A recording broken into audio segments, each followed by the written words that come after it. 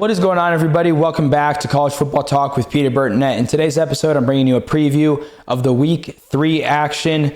We're back to kind of what we got in Week 1 with a bunch of ranked matchups. We've got 3 matchups all in the top 20, so a lot to be excited about this week. Before I get into it, though, dealing with a little bit of this cold and cough, so apologies for the voice right now. But also, if you want to enjoy this video, please feel free to leave a like, consider subscribing to the channel, and turn on those post notifications so you're always up to date whenever I upload. But really, you could go with any of these 3 games. I'm going to go with the one that I think has the biggest impact on potentially the college football playoff picture, and just the one that's kind of the biggest surprise being in this discussion at all. That's number 18, South Florida. Yes, USF.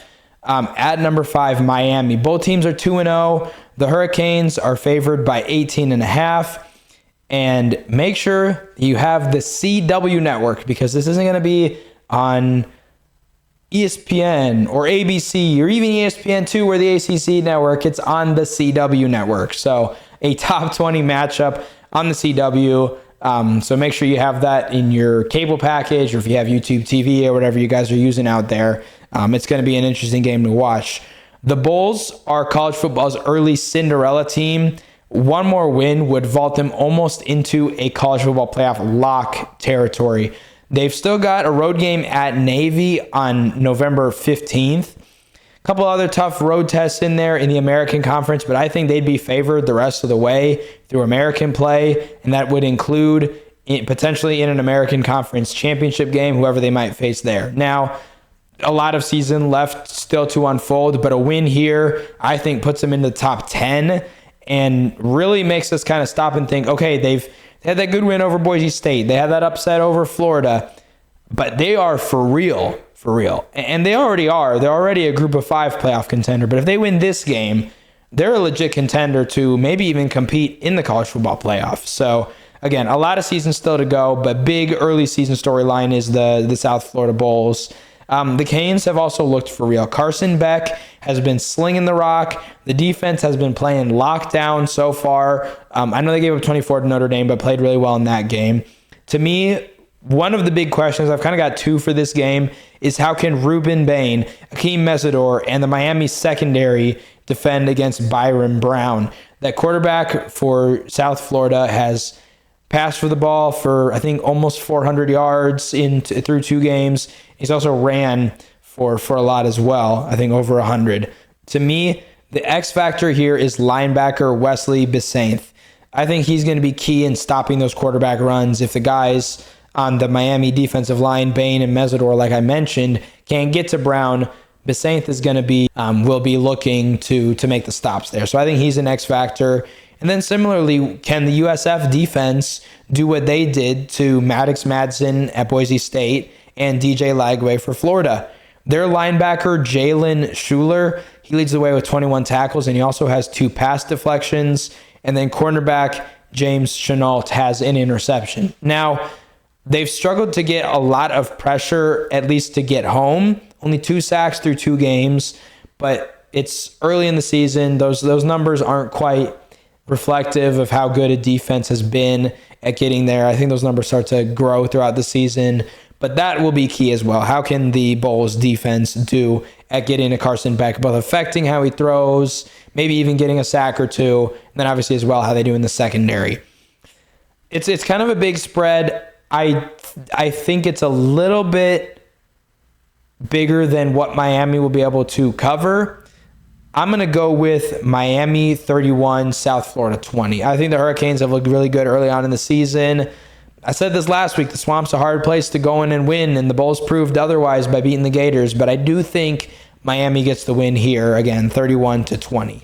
Next up, another big non-conference top 20 matchup. Number 16, Texas A&M, who's 2-0, at number 8, Notre Dame, who's 0-1. Fighting Irish were favored by 6.5. Starting out with the Aggies, Marcel Reed has passed for over 500 yards and ran for over 100. So the question is, I don't think the Irish are going to be able to shut him down, but can they slow him down? Obviously, their defensive backfield is probably one of, if not the best in college football. Leonard Moore, Christian Gray, Jalen Stroman leads the way in tackles, and Aiden Schuler. But I also think a big key is Boubacar Traore. His matchup against Armaj Reed, the guard for Texas A&M, and the rest of that Aggies offensive line. He has emerged early on in the season. Traore has as a really good defensive lineman, but he's going to be going up against one of probably the top offensive lines, certainly in the SEC, maybe in college football. And then the other question is, can the Aggies slow down Jeremiah Love and Jadarian Price like Miami's defense did? Key guys there are going to be Torian York, the linebacker, defensive end Cassius Howell, who I think will also be key in trying to disrupt the young quarterback for Notre Dame, CJ Carr, who did look composed and played pretty well against Miami, but this will be, another tough test for him early on in his career. Kind of like the freshman for Ohio State and Texas in that big game. It's kind of a matter of just taking care of what you need to do, not trying to be too bold or too brash, make throws that you shouldn't be making. But Howell got 3 sacks he has 3 sacks through 2 games. Obviously that equates to 3 tackles for loss, so it shows that he's able to get through that offensive line. And another key guy, defensive tackle Albert Regis. He has 8 tackles for the Aggies this year, and he'll be key in stopping the run. Going into this, I thought I was all high on Notre Dame, but Texas A&M's offensive attack, I didn't even mention Le'Veon Moss, their running back, who's really good. I honestly think they have a slight edge. I think their defense is pretty good. Yes, Notre Dame has a really good secondary, but I think if Reed can kind of get loose and burst off a couple runs, and if Moss can get the ground game going, I think this is a winnable game for Texas A&M. I think Notre Dame, after this, they probably win out. I think it could come down to a field goal attempt or a game-winning field goal or potentially even a 2-point conversion. I'm going with the latter. I'm going to go Texas A&M 27, Notre Dame 25. Kind of a unique score line there, but I think these defenses could maybe buckle down in the red zone, force a couple of field goals, and then Notre Dame might be trying to come back late, go for a 2-point to tie, and A&M gets a stop. So kind of an exact prediction there. We'll see if it shakes out that way. Finally, this is a top 15 matchup to open SEC play. Number 6, Georgia, who's 2-0 at number 15, Tennessee. Again, going into the season, this is probably one where I say, yeah, Tennessee is still a good team, probably a top 20 team, but they're losing a lot from last year. Not just Nico Iamaleava, but their defensive players and pieces. But this spread has gone from -6.5 when it opened to -3.5, and Tennessee has looked really good. Joey Aguilar is 39 for 59 for 535 yards and 5 touchdowns. He's gone to Chris Brazzell II with a lot of those passes, 14 receptions, almost 200 yards and 2 touchdowns. And then Star Thomas has kind of picked up where Dylan Sampson left off with 24 carries, 161 yards, and 3 touchdowns. Georgia, meanwhile, they're kind of 3 key guys. Gunnar Stockton, he's looked pretty good so far.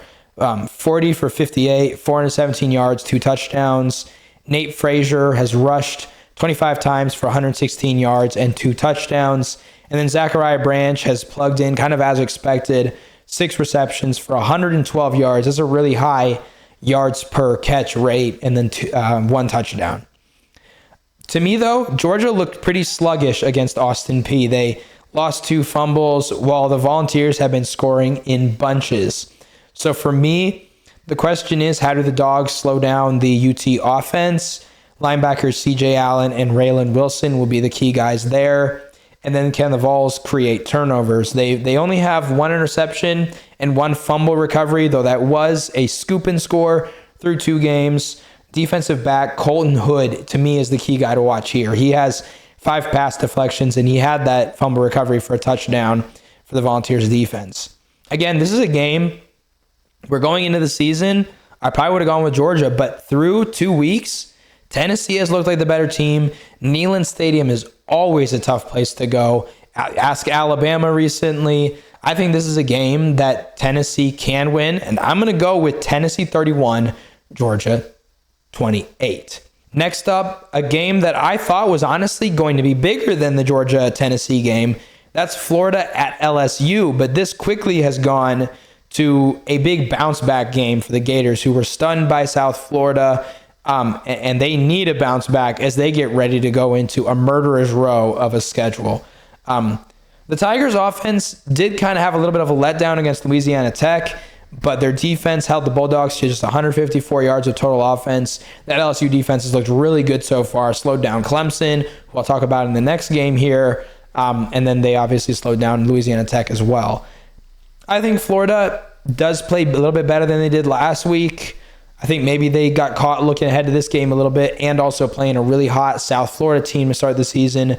I'm going to go with LSU 27, Florida 20. So I'm really close to thinking that the Tigers could cover that spread of 8.5.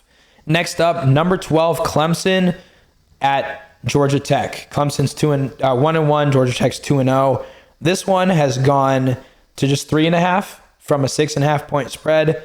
The Yellow Jackets, keep an eye on Haynes King, dealing with a lower back injury that kept him out last week. His backup, Aaron Philo, played really well, 373 passing yards, touchdown, though he did an interception against Gardner-Webb. Obviously, their running back, Jamal Haynes.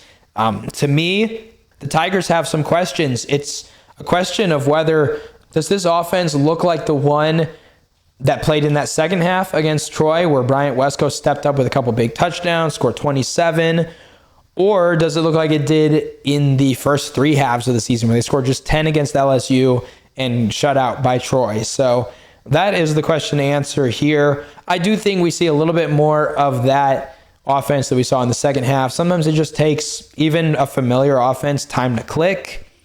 Even LSU is still kind of seeing that. Their offense didn't exactly put up huge numbers against Clemson. I'm going to go with Clemson winning here. I'm really close.